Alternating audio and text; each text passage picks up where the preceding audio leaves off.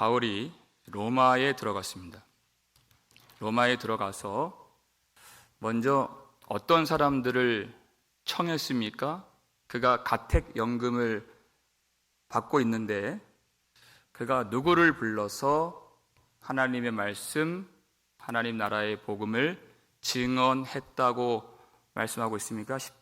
17절 보시면 사흘 후에 바울이 유대인 중 높은 사람들을 청하여, 유대인 중 높은 사람들을 청하여, 우리가 여기에 좀 주목을 해봤으면 좋겠습니다. 바울이 그렇게 한 것은 자기 뜻대로 그렇게 한 것이 아니라 하나님의 뜻대로 그렇게 한 것입니다. 하나님이 이 복음을 전하게 하시는 그 뜻을 가르쳐 주셨는데요. 로마서 1장 16절 보시면 읽겠습니다. 내가 복음을 부끄러워하지 아니하노니 이 복음은 모든 믿는 자에게 구원을 주시는 하나님의 능력이 됨이라. 먼저는 유대인에게요 그리고 헬라인에게로다. 아멘. 제가 오늘 강조를 하려고 밑에 줄에 노란색으로 칠했어요. 먼저는 유대인에게요 그리고 헬라인에게로다, 이렇게 되어 있어요. 그래서 바울이 그 하나님의 뜻을 받아서 유대인들 중에 높은 사람들을 청한 것입니다. 로마에 가면 이방인들이 훨씬 많이 있죠. 이방인의 사도로 부름을 받았죠. 그럼에도 불구하고 하나님의 뜻이 이렇기 때문에 먼저는 유대인에게요 그랬어요. 자, 이것이 먼저는 유대인, 그 다음엔 헬라인, 이런 순서를 의미하는 것일까요? 겉으로 볼 때는, 단순하게 볼 때는 그렇게 보여지기도 하지만은 순서를 말한 것이 아닙니다. 이 복음을 유대인들에게 전했을 때 유대인들이 이 복음을 어떻게 받게 될까요? 심한 반대와 심한 박해를 하게 될 것이다. 그렇기 때문에 이 복음이 이방인들에게로 넘어가게 될 것이다. 이것을 말씀하고 있는 것입니다. 여러분, 사도 바울이 자기 비전을 갖고 왔다면, 자기 제자를 만들려 한다면 왜 반대할 만한 것을 전하겠습니까? 그렇죠? 내 교회를 세우겠다면 왜 사람들이 좋아하지 않는, 반대하는, 핍박하는, 듣기 싫어하는 그것을 왜 말하겠어요? 그는 사람의 비전을 가지고 로마에 들어온 것이 아니라 주님의 비전, 주님의 뜻을 품고 로마에 들어왔다는 뜻입니다. 그러니까 유대인들이 그것을 받을 때 심한 반대를 하고 박해를 가할 수 있는 그것을 전했다는 것이에요. 그 뜻이에요. 그러니까 그 유대인 중 높은 사람들 만나자마자 어려운 얘기, 불편한 이야기를 하죠. 예루살렘에서 아무 죄 없는 자기를 이방인들의 손에 내어준 바 된 사람들이 바로 유대인들입니다. 이렇게 얘기를 해요. 예수님을, 아무 죄 없으신 예수님을 이방인들의 손에 내어준 것처럼 유대인들이 바로 그렇게 했습니다. 불편한 이야기죠. 근데 바울은 내가 당신들을 고발하려고 이 말을 하는 것이 아니고, 내가 원망하려고 하는 말이 아니라, 내가 정죄하려고 하는 말이 아니라, 이 말을 하는 이유가 있습니다. 20절 보시면 그 이유가 나와요. 20절에 중간에 이스라엘의 소망으로 말미암아 내가 이 쇠사슬에 매인 바 되었노라, 이렇게 됐어요. 내가 이 말을 하는 이유와 목적이 여기에 있습니다. 이스라엘의 소망을 전하기 위한 것입니다. 여러분, 바울이 이 대목에서 소망이라고 했을 때 그 소망이 무엇인가를 우리가 알 수 있어야 됩니다. 그 소망이 무엇을 말하는 것인가? 바울이 여러 번의 그 재판의 과정 속에서 이 소망이 무엇인가를 그가 증언했어요. 막연하게 미래에 장차 어떤 좋은 일이 있을 것이다, 그것을 말하는 것이 아니에요. 사도행전 23장 6절 말씀 보시면 읽겠습니다. 여러분 형제들아, 나는 바리새인이요 또 바리새인의 아들이라. 죽은 자의 소망 곧 부활로 말미암아 내가 신문을 받노라. 아멘. 이 천부장이 주도하는 그 재판정에서 사두개인과 바리새인들이 있을 때 그가 이 소망에 대해서 뭐라고 합니까? 죽은 자의 소망, 설명을 하죠. 곧 부활로 말미암아 내가 신문을 받노라. 이 소망 무엇을 말합니까? 십자가에서 죽으시고 부활하신 예수 그리스도를 말하는 것입니다. 예수 그리스도. 자, 그러니까 이 소망이라고 하는 것이 무엇인가를 좀 풀어서 설명하면, 소망 속에 들어있는 것이 바로 부활인데, 그 부활은 예수 그리스도의 부활을 말하는 것인데, 거기에 여러분 부활은 반드시 무엇을 전제하는 것입니까? 십자가 사건이죠. 십자가 사건이에요. 유대인들이 예수님을 십자가에 못 박았던 그 사건이 전제되어 있는 것이에요.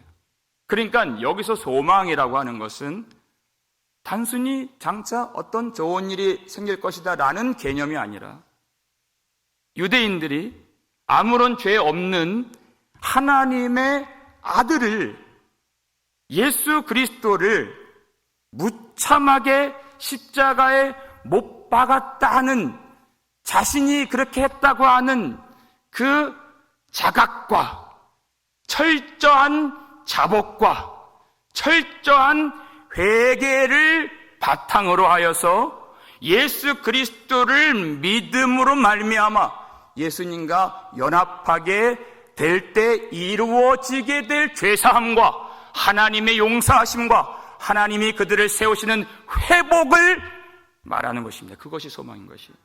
무엇이 바탕이 된다고요? 죄 없는 예수님을 자기들이 십자가에 못 박았다고 한 자각과 자복과 철저한 회개, 그 믿음과 연합, 그것으로 말미암는 회복의 소망, 이것을 소망이라고 하는 것이에요. 여러분, 이게 복음인데, 이 복음을 들었을 때 믿는 자도 있고 믿지 않는 자도 있더라, 이렇게 되어 있어요. 왜 믿지 않는 결과들이 나타날까요? 사도 바울이 바라보는 주안점은 믿지 않는 자들에게 있어요. 그들에게 이 복음이 아주 불편한 이야기가 되었고 걸림돌이 되었다는 것입니다. 바울은 자기 제자 만들 생각이 추호도 없어요. 어디에서나 바울은 그렇게 복음을 전했습니다. 우리 성경을 한번 찾아보겠습니다. 사도행전 13장 40절을 보시면,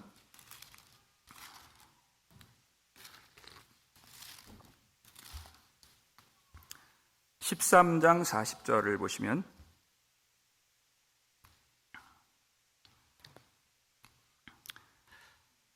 (13장 40절) (41절) 이것도 설교, 바울이 한 설교 내용의 이제 끄트머리 부분인데요. 40절, 41절 읽겠습니다. 그런즉 너희는 선지자들을 통하여 말씀하신 것이 너희에게 미칠까 삼가라. 일러스되 보라, 멸시하는 사람들아, 너희는 놀라고 멸망하라. 내가 너희 때를 당하여 한 일을 행할 것이니 사람이 너희에게 일러줄지라도 도무지 믿지 못할 일이라 하였느니라 하니라. 아멘. 여러분, 바울이 이 어려운 설교를 하면서, 불편한 설교를 하면서, 불편하죠? 보라, 멸시하는 사람들아, 사랑하는 여러분, 이렇게 해도 될까 말까요? 멸시하는 사람들아, 이게 설교 결론이에요. 너희는 놀라고 멸망하라. 근데 여러분, 바울이 정말 이 말씀을 통하여서 성취되기를 소망하는 강력한 소원이 무엇일까요? 38절 보시면 그 소원이 나와요. 그러므로 형제들아, 너희가 알 것은 이 사람을 힘입어 죄사함을 너희에게 전하는 이것이며. 39절 함께 읽겠습니다. 또 모세의 율법으로 너희가 의롭다 하심을 얻지 못하던 모든 일에도 이 사람을 힘입어 믿는 자마다 의롭다 하심을 얻는 이것이라. 아멘. 이게 정말 강력한 소원이었어요. 죄사함을 받고 예수 그리스도의 이름으로 보혈로 의롭다 하심을 받는 것이에요. 율법으로 안 된다는 것이에요. 그런데 그렇게 끝내질 않고 마지막에 이 선지자들이 말한 이것을 너희에게 미칠까 삼가라, 조심하라, 그렇게 얘기해요. 유대인들은 이 말씀이 어디 붙어 있는지 다 알아요. 각주가 달려있죠? 하박국 1장 5절 말씀이에요. 650년 전에 너희는 놀라고 놀랄지어다, 이렇게 말씀을 선포케 하셨어요. 하나님이 놀라고 놀랄지어다. 내용이 무슨 내용이냐? 갈대아 사람들, 바벨론 군대를 하나님이 일으키셔서 그들이 상상할 수도 없었던 무시무시한 심판을 오게 하신다. 놀라고 놀랄지어다. 그렇게 일러줄지라도, 말해줄지라도 너희는 믿지 못하리라, 그 말씀이에요. 믿지 않을 것이다. 여러분, 그리고 650년이 지났어요. 그런데 바울은 왜 그 예전날 선지자의 말씀을 꺼내서 이 비시디아 안디옥 이 사람들에게, 유대인들에게 이 말씀을 전하는 것일까요? 그 선지자의 말을 믿지 않음으로 멸망을 받았던 그 백성들과 같이 지금 똑같은 상황이라는 것입니다. 예수 그리스도의 복음을 믿지 아니하면 이와 같은 멸망과 심판이 오게 될 것입니다. 여러분, 그 일이 미치지 않도록 너희에게 미칠까 삼가고, 그리고 여러분 조심하십시오. 믿어야 됩니다. 반드시 믿어야 됩니다. 이 믿음을 촉구하는데 참 어렵고 불편한 이야기로 그가 항상, 오늘 이 사도행전 28장 이 기준으로 이 13장 내용은 20년 전 내용이에요. 그때나 지금이나 똑같이 그렇게 말씀을 전해요. 28장에서도 모세의 글과 선지자들의 글을 통하여 예수 그리스도를 전한다 그랬어요. 똑같이. 왜? 자기 제자 만드는 것이 아니기 때문에. 여러분, 우리 이사야 하고 있잖아요. 예레미야 말씀 읽어보세요. 집에 가서. 에스겔 말씀 읽어보세요. 어렵습니다. 내용이 어렵다는 것이 아니라 마음이 어렵습니다. 그리고 두렵습니다. 불편합니다. 어둡습니다. 여러분, 그 말씀이 내게 해당되지 않는다고 생각하면 예수 그리스도의 은혜도 우리에게 해당되지 않는다는 사실을 기억하시길 바랍니다. 그것과 이 복음이 별개가 아니라는 것이, 별개가 아니라는 것이. 그것을 가지고 나에게 적용하지 않는다면 예수 그리스도의 은혜도 우리에게 적용되지 않는 것이. 우리는요, 선지서를 읽을 때, 구약을 읽을 때 어떤 말씀은 정말 이 속에서 솟구쳐 나오는 아멘 이런 게 나오잖아요. 어떤 말씀은 읽어도 고요해요. 침묵이 맴돌고 있어요. 왜냐하면 우리가 그걸 복음으로 여기지 않기 때문입니다. 하나님 말씀은요, 다 복음이에요. 여러분, 이게 나뉘어지면 안 되고 하나의 복음으로 여러분 보이셔야 돼요. 인간의 그 참혹한 죄의 내용이 무엇입니까? 선악을 알게 하는 나무의 실과를 먹어서 선과 악을 안다. 내가 선과 악을 내가 구분한다, 그 뜻이에요. 좋은 것과 나쁜 것을 내가 판단한다.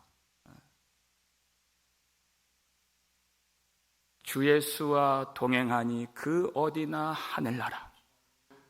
이게 성령 받은 사람이거든요. 나뉘어지지 않습니다. 그 어디나 주님만 보이고 그 어디나 하나님 나라를 경험해요. 근데 내가 주인이 되면 선, 악을 내가 구분해요. 이건 좋은 것이다, 이건 나쁜 것이다, 잘된 일이다, 이거는 잘못된 일이다. 내가 구분을 해요. 말씀도 그와 같은 시각으로 보게 됩니다. 하나님을 알지 못한 것입니다. 하나님을 모르는 것이에요. 여러분, 하나님이 하나님 자신을 알게 하실 때 하나님의 영광을 보여주시죠. 여러분, 하나님의 영광을 보여주신다는 내용이 뭡니까? 우리는 그것을 어떤 환상이나 어떤 그런 이 종교적인 어떤 이 감정, 감흥으로 치부할 때가 많이 있어요. 여러분, 하나님의 영광을 보게 되면 나의 추함이 보여지게 되는 것입니다. 믿으십니까? 나의 추함을 한 번도 본 적이 없다? 그건요, 하나님의 영광을 본 적이 없다. 그 뜻이에요.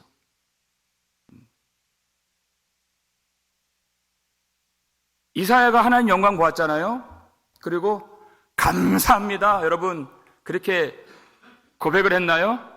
이사야 6장 5절 보니까 화로다 나여 망하게 되었도다, 이렇게 얘기했어요. 이게 하나님 영광을 본 거예요. 내가 망하게 되었습니다. 이건 학습으로 나온 게 아니고 그냥 터져 나온 것입니다. 내가 죽게 되었습니다. 망하게 되었습니다. 제가 질문할게요, 여러분. 화로다 나여 망하게 되었도다 라고 고백을 하면 정말 망하겠습니까? 망하지 않겠습니까?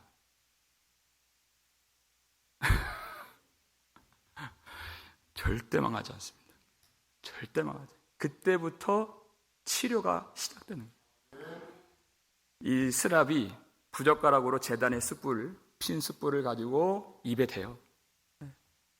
그랬더니 뭐라고 선포합니까? 이제 내 악이 사하여졌고 내 죄가 제하여졌느니라. 치료가 일어난다니까요. 내가 망하게 되었도다라고 해야 고침을 받는다니까요. 자기 실체를 발견해요. 그래서 예수님이 소경을 만날 때마다 물으시는 것이 있어요. 여러분, 예수님이 병자를 만나자마자 그냥 고쳐주지 않으십니다. 질문을 하세요. 뭐라고 질문할까요? 생각나세요?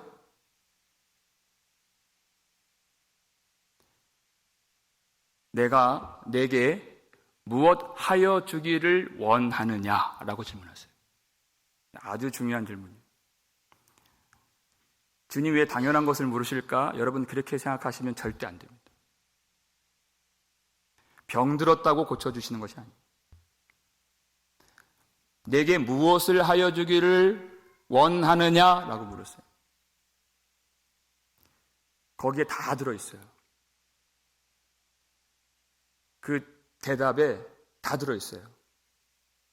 내가 정말 주님을 알고 있는지, 그리고 내가 나를 알고 있는지, 내게 무엇이 필요한지, 내 문제는 무엇인지 거기에 다 들어있거든요.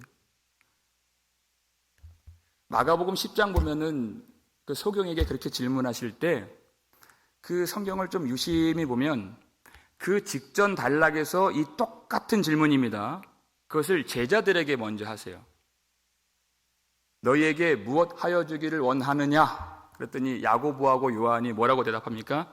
주님 영광 중에서 하나는 주님의 우편에, 하나는 주님의 좌편에 앉게 하소서라고 대답을 해요. 엉뚱한 것을 구하고 주님을 모르고 있다는 뜻입니다.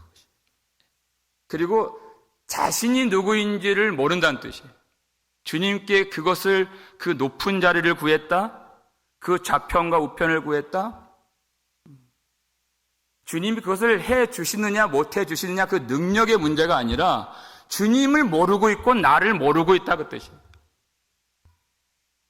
그런데 그 소경이 뭐라고 대답해요? 주여 보기를 원하나이다 라고 고백을 해요. 당연한 질문과 당연한 대답이 아니에요. 주님이 누구신가를 알고 있었고 자기를 알잖아요. 나는 못 보는 사람입니다 라고 고백을 합니다. 내 비참의 문제는 보지 못하는 것입니다. 주여 나를 불쌍히 여겨 주옵소서. 다윗의 자손 예수여 나를 불쌍히 여겨 주옵소서. 내가 보기를 원하나이다. 자기 실체가 무엇인가? 보고 있지 못한 그것을 깨달았어요. 그래서 그 질문을 통해서 주님이 확인하십니다. 무엇을 확인하세요? 믿음을 확인하시는 것입니다. 내 믿음이 너를 구원하였느니라 라고 말씀하시죠. 믿음을 확인하시는 것입니다. 예수님이 누구신지를 알고 자기가 무엇이 부족한지를 알기 때문에. 그런데 사람들은 요사의 이 시대 사람들은 자기의 비참함을 알려고 하지 않는 것처럼 보입니다.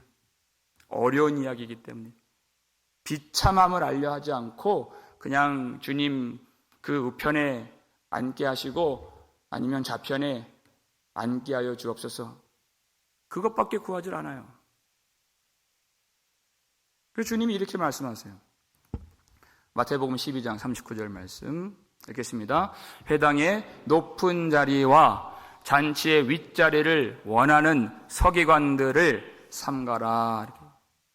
지금 바울이 지금 누구를 불렀다고요? 우리가 그 대목에 주목을 하자고 제가 서두에 말씀드렸는데, 유대인 중 높은 사람들을 청하여, 아니 그렇게 이 사도행전 3분의 1 뒷부분 3분의 1이 로마로 가는 여정이에요. 로마로 가는 여정. 근데 로마로 가서 뭔가 대단한 일을 할 것 같은데, 한 번도 보지 못한 어떤 경험을 할 것 같은데 그게 아니에요. 유대인 중에 높은 사람들을 만난다는 것이. 그들의 마음이 어디 있다는 것입니까? 그들은 마음까지 높은 데 있는 사람들인 것입니다. 자기의 비참함을 알려 하지 않고 자기가 어떤 존재인지를 깨닫지를 못하고 상한 심령을 갖지 못한, 주님 앞에 통회하지 않는 마음이 굳어버린 사람들, 높은 자리에 있는 사람들, 그것만 원하는 사람들. 복음이 들릴까요? 그들에게 복음은 걸림돌밖에 되지 않습니다. 불편한 것밖에 되지 않습니다. 마음이 높은 데 있는 사람들은 복음이 들리지 않습니다. 근데 그와 반대되는 사람이 있어요. 스로보니게 여인, 여러분 기억나시죠? 마태복음 15장에 나오는 여인인데, 스로보니게, 또 어떤 다른 공감복음에서는 가나안 여인, 그러니까 다윗에게 주신 약속과 전혀 상관이 없는 이방 여인, 그 여인이에요. 그 여인이 예수님 앞에서 주 다윗의 자손이여 나를 불쌍히 여기소서 이렇게. 그런데 예수님이 어떻게 하세요? 그 앞에 걸림돌을 두십니다. 뭐라고 말씀하시죠? 내가 자녀들의 떡을 취하여서 개들에게 던짐이 마땅하지 아니하다 이렇게 말씀하세요. 걸림돌을 두시는 것이에요. 많은 사람들이 여기에 걸려 넘어집니다. 주님 왜 이렇게 말씀하시느냐? 구약에 그렇게 예언되어 있었기 때문에 그렇게 말씀하시는 것이에요. 바울이 그걸 다시 인용하고 언급하죠. 로마서 9장 33절 말씀 읽겠습니다. 기록된 바 보라 내가 걸림돌과 거치는 바위를 시온에 두노니 그를 믿는 자는 부끄러움을 당하지 아니하리라 함과 같으니라. 아멘. 걸림돌을 어디에 두십니까? 시온에 두노니 그랬어요. 그러니까 시온의 그 왕국의 주인 되시는 하나님의 나라의 성취자가 되시는 예수 그리스도가 바로 그 걸림돌이 되시고 거치는 바위가 되신다. 아니 생각해 보세요. 여러분, 예수님이 자녀들의 떡을 취하여 개들에게 던짐이 마땅치 아니하도다 이렇게 이 말씀을요 유대인들에게 하셨다고 생각을 해보세요. 그걸 그대로 말씀을 받겠습니까? 개들이라고 하는 것은 하나님의 언약 밖에 있는 외인을 말하는 것입니다. 구원을 받을 수 없는 처지를 말하는 것입니다. 구원과 상관이 없는 이라는 뜻을 갖고 있는 것이 심판을 받을 수밖에 없는 그 개들이죠. 그 어감 자체가 긍정적인 말이 아니잖아요. 그러니까 유대인들이 화가 치밀어 오르는 것입니다. 그 얘기를 들으면 정말 여러분 요한복음 우리가 지금 강의 막바지 하고 있잖아요.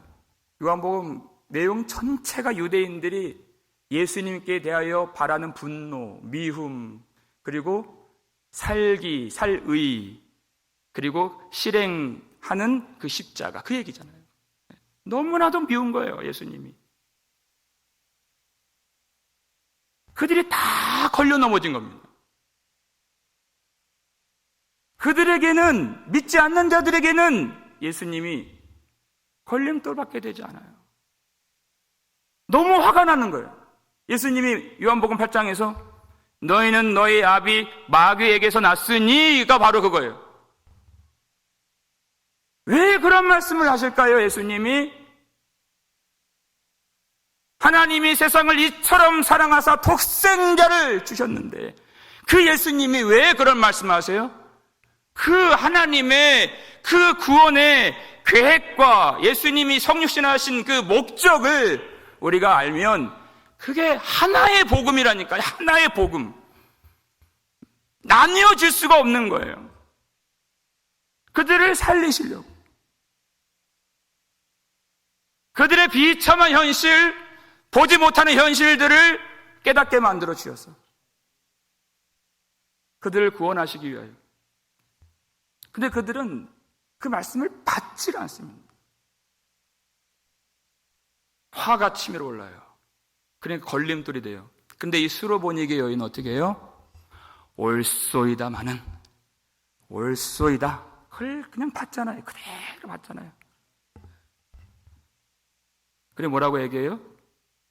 개들도 주인의 상에서 떨어지는 부스러기를 먹나이다. 그 주인의 자식들이 먹다가 떨어뜨린 유대인들이 심하게 박해했던 그 복음을 말하는 것이죠. 떨어뜨린 그 땅바닥에 있는 그것, 그 부스러기조차도 내게는 감당할 수 없는 은혜요. 내게는 너무 큰 것입니다. 그 위에 있는 걸 구하지 않아요. 자녀의 그 상, 그 위의 것을 구하지 않습니다. 그 땅바닥에 떨어진, 그 아래 가루같이 부수어진 그것조차도 내게는 너무나도 큰 은혜인 것입니다. 예수님이 처음이자 마지막으로 칭찬하세요. 여자여 내 믿음이 크도다. 그 부스러기 은혜를 큰 은혜로 받으니까 내 믿음이 크도다. 딱 한 번 나온 칭찬이에요. 항상 유대인들 봤을 때는 예수님이 믿음이 없다 하시는데 그 여인 보니까 믿음이 크도다. 너무 놀랍죠. 그래서 이 유대인들이 바울에게 그래 한번 그 도를 한번 들어보자. 그래서 날짜를 정했어요. 그래서 사람들 다 끌고 와서 아침부터 저녁까지 하나님의 나라에 대해서 강론했어요. 뭘 가지고요? 그들이 다 아는 모세의 율법과 선지자의 글을 가지고 예수에 대하여 전하니라 이렇게 됐어요. 그런데 믿는 자도 있고 믿지 않는 자도 있는데 바울이 이 저녁까지 말씀을 강론하고 나서 퍼뜩 떠오른 성경 구절이 있죠? 제가 아까 왜 믿지 않는 것에 바울이 주목을 했다고 그랬을까요? 본문에 그렇게 나오고 있으니까. 말씀을 다 전했어요. 믿는 자도 물론 있지만 대다수의 사람들이 믿지 않았어요. 그래서 떠오른 말씀, 그 말씀이 이사야 6장에 있는 말씀이잖아요. 거기에 오늘 본문에 나와 있는 28장 26절, 27절 말씀. 이게 바울이 이 사도행전에서 마지막으로 설교했던 내용입니다. 이사야의 말씀이죠. 26절, 27절 읽겠습니다. 일러스되 이 백성에게 가서 말하기를 너희가 듣기는 들어도 도무지 깨닫지 못하며 보기는 보아도 도무지 알지 못하는도다. 이 백성들의 마음이 우둔하여져서 그 귀로는 둔하게 듣고 그 눈은 감았으니 이는 눈으로 보고 귀로 듣고 마음으로 깨달아 돌아오면 내가 고쳐줄까 함이라 하였으니 라고 되어 있어요. 바울이 이 말씀을 생각했던 것은 그들의 불신앙을 보았기 때문이에요. 그런데 중요한 것은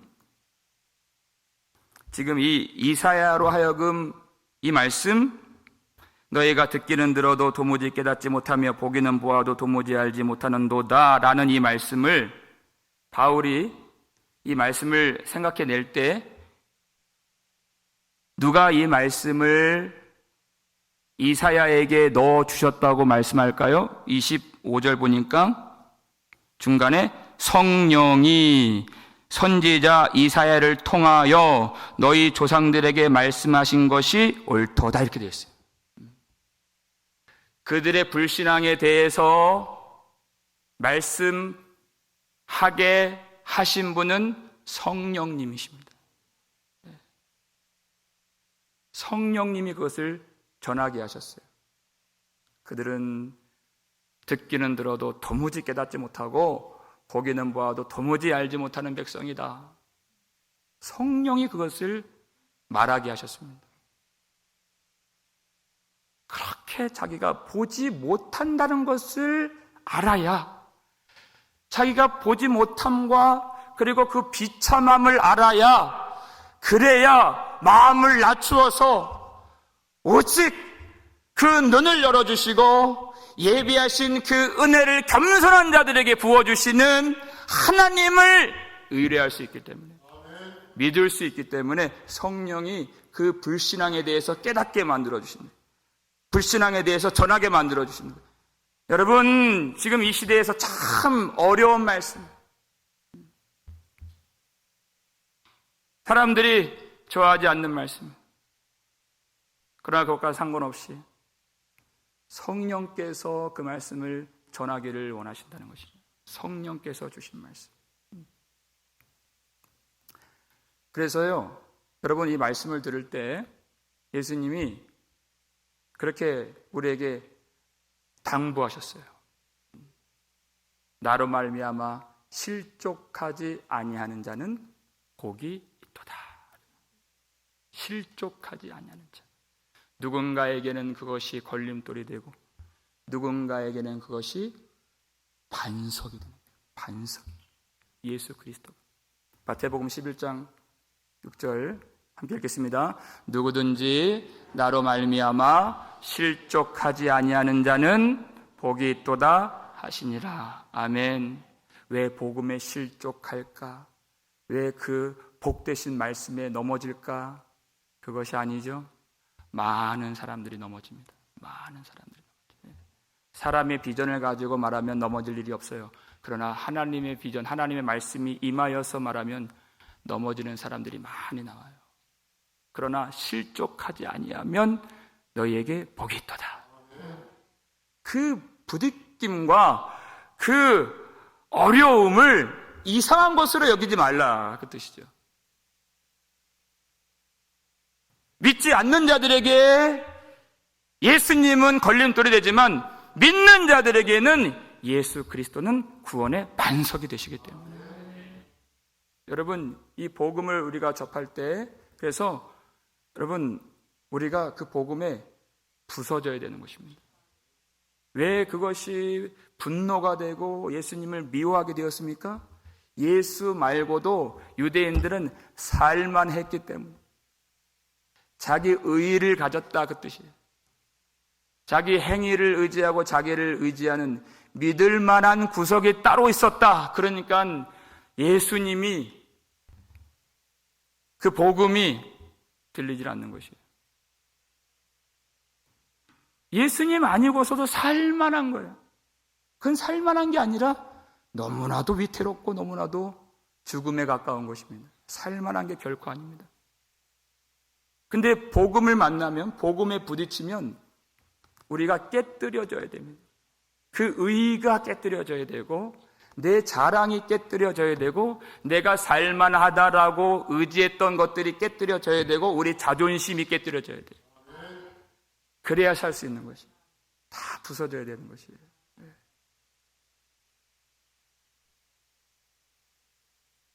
나로 말미암아 실족하지 아니하면 복이 있도다. 여러분, 예수님이 우리를 실족해 만드실까요? 그렇지 않죠? 우리 속에 있는 죄가 우리를 실족해 만드는 것이죠.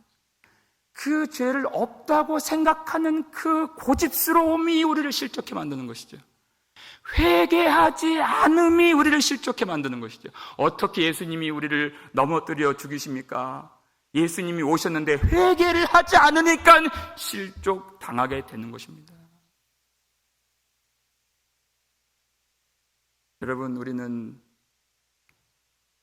하나님이 우리와 함께 하신다는 것을 참 기뻐하고 그 말 듣는 것을 좋아해요. 그런데 우리가 하나님이 우리와 함께 하신다는 그 내용도 우리 정확하게 알아야 됩니다. 누구와 하나님이 함께 하시는가? 하나님이 누구와 함께 하시는가? 누구와 함께 하시는가?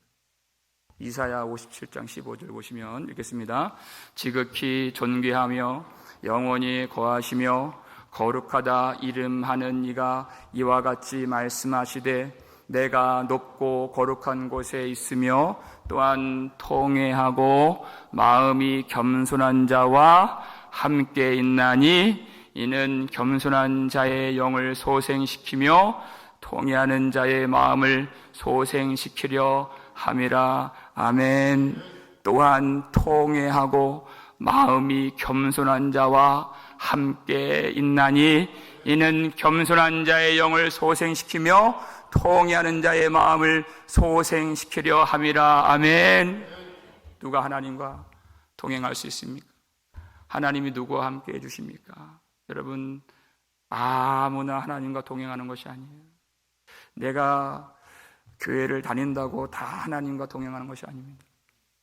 여러분, 하나님의 복을 받았다. 여러분, 함부로 이것저것 갖다 붙여서 복 받았다 그렇게 말하면 안 됩니다. 여러분, 하나님께 복받았다 하는 것은 통회하는 마음을 우리에게 주시는 것이에요. 통회하는 마음. 하나님의 말씀을 들을 수가 있게 된 것입니다. 이제서야.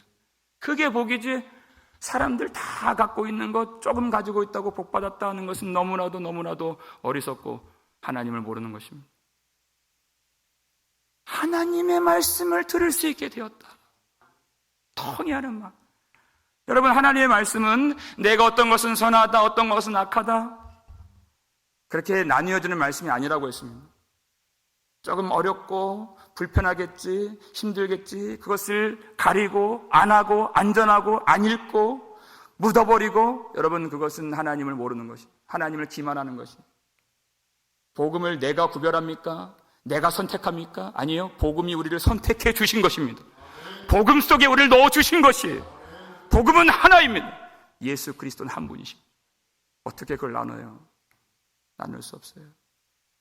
그러니까 말씀을 듣는다는 건 뭐냐면, 목사가 설교 한 30분, 40분, 길어지면 50분, 그거 잠깐 앉아있는 거, 그거 듣는다, 그렇게 말하는 것이 아니라, 그게 아니라, 하나님이 뭐라고 말씀하셔도 우리는 복음으로 받는 것이에요. 하나님이 나를 죽이신다고 하셔도 아멘입니다. 여러분 믿으십니까? 하나님이 내게 진노하신다 하셔도 아멘입니다. 하나님이 나를 심판하신다고 하셔도 아멘입니다. 하나님을 알기 때문이에요. 우리 아버지 알잖아요. 집에서도 자녀가 아버지 알잖아요. 너 죽인다, 쫓아버린다.